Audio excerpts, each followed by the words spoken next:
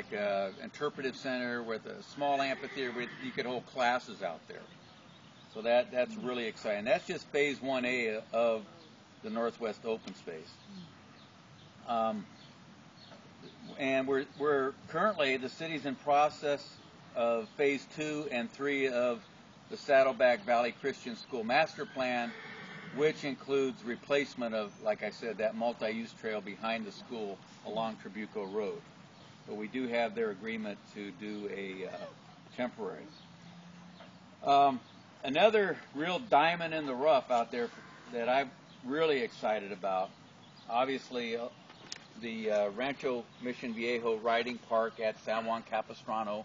That's a whole big, bunch of words to say, but that is that has so much potential.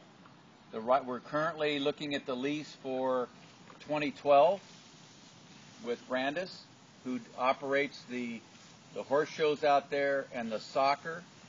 He leases that property from the city, and then he runs the horse shows. He runs the soccer programs out there. His lease is up for renewal for next year, so we're currently in negotiations on that lease for the riding park area only. That's the area that all of you know. Some of you call it the polo grounds, Julie. Some of us call it the riding park. Some of us call it the, who knows what, the rodeo ground. You all know where I'm speaking of, right?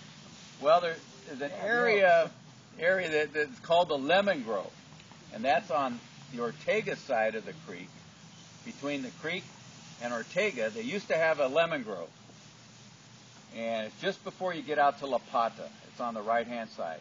The lemon trees were about 30 years old. They were past their productive stage, so they were all removed. The dirt that had some malathi on it was taken out and was regraded, and the Rancho Mission Viejo is required to put in as many lemon trees or as less amount of lemon trees that we want, any number of lemon trees that we want.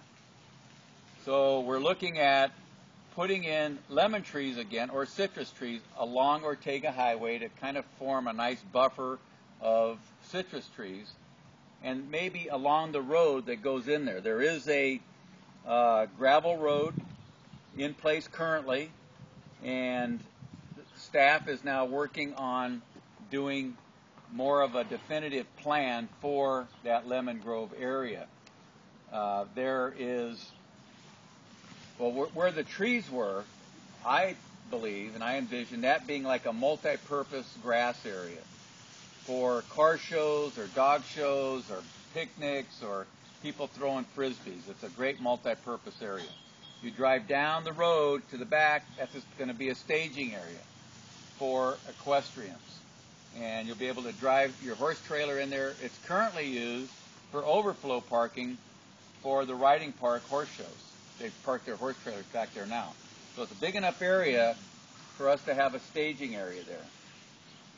There's actual covered area that's kind of a old, what would you call it, a barn? What do you call it? It's kind of like this kind of a structure here, but about 3 or 4 times that size, concrete floor that could be used for dances, could be used for all kinds of activities.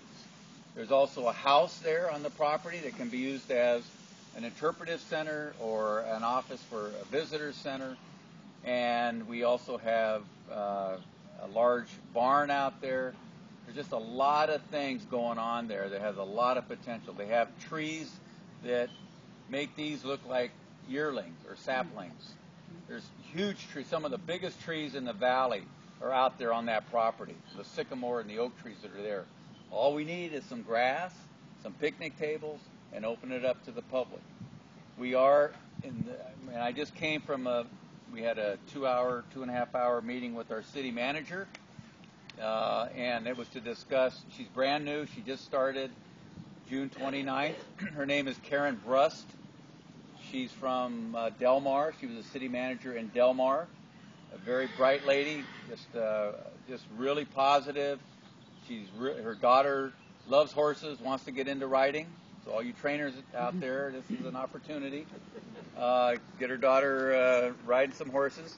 I've talked to her before, and I've told her, hey, look, we need an open space manager, somebody that can operate this open space for us, keep it in the front burner for improvement, and get that Lemon Grove area activated for corporate parties, weddings, those type of events also, so it can generate income for the city, to improve that park, to improve the park across the street, to improve our northwest open space, and to make it more accessible to everybody.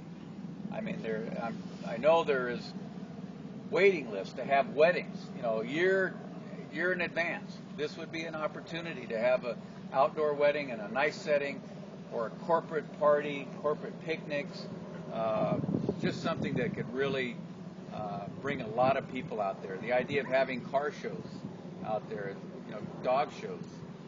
Some of the biggest shows there at the riding park is when they were having those big dog shows there, bringing thousands of people on a weekend. And so there's a lot of potential, and the main thing is, like I mentioned, we got a lot of construction going on in town. We got, the I-5 interchange. We got the Del Obispo Bridge widening. There's a lot of things going on. So when you talk about open space, you got to make sure that we have a place at the table. And you all as equestrians play a big part in that. And when the equestrians get together and the equestrians speak, I can assure you, City Council listens. They listen because they know how important the equestrian lifestyle is in this community. They really do.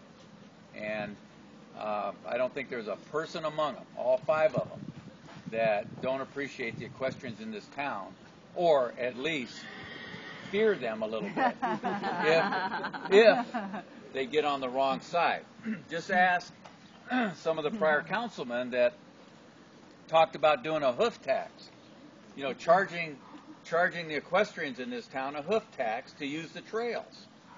And I'm going, well, okay, then why don't we charge the bicyclists a tire tax, or the dog walkers a paw tax? I mean, you got all these people using our trails, not just the equestrians. 80-90% of the equestrians are, under John's tutelage, or Dana's tutelage, and they never leave the arena. They're show people. We can't get their checkbook if they're out of the arena. Yeah, you can't charge them from up there. So why would you charge a hoof tax? But they don't understand until you explain it to them. They don't understand it. So, you guys don't underestimate the ability to keep equestrian lifestyle active in this community, because it benefits all of us. Even the non-equestrian people know that the equestrians spend money in town. They bring a certain ambiance to town, and when they see you riding down the trail or across their property, I think their blood pressure goes down a little bit.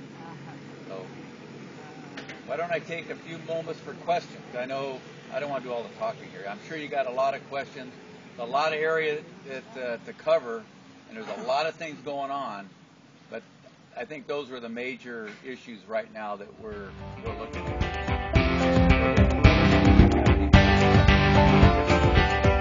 This is a Low Bouger production.